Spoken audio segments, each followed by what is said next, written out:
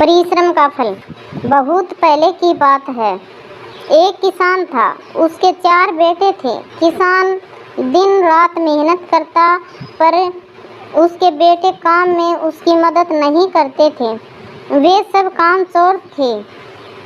एक बार किसान बीमार पड़ गया और इलाज के बाद भी उसकी हालत नहीं सुधर रही थी। उसने अपने 4 बेटों को बुलाया और कहा, बेटों, मैंने अपनी खेत में खजाना छिपा रखा है। कल का कोई भरोसा नहीं कि कल मैं रहूं या ना रहूं। तुम उस खजाने को लेकर अपना जीवन सुखमय बना लेना। यह सुनते ही वे अपने अपने फावड़े लेकर खेत में पहुंच गए और जोश में सारा खेत खोद डाला, लेकिन खजाना न मिला। वे निराश होकर वापस लौट आए।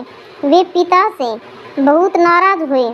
एक दिन पिता ने मौका देखकर उन्हें बीज देकर कहा कि ये बीज बेकार हो चुके हैं, इन्हें अपने खेतों में डाल देना।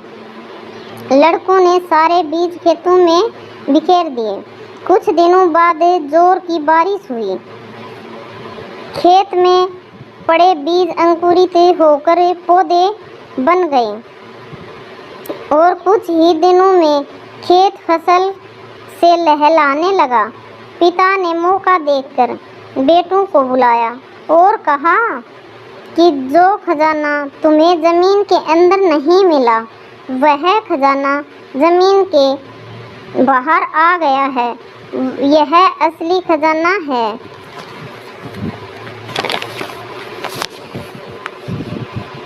बेटे समझ गए कि मेहनत ही सबसे बड़ा खजाना है। उन्होंने इस फसल से खूब धन कमाया।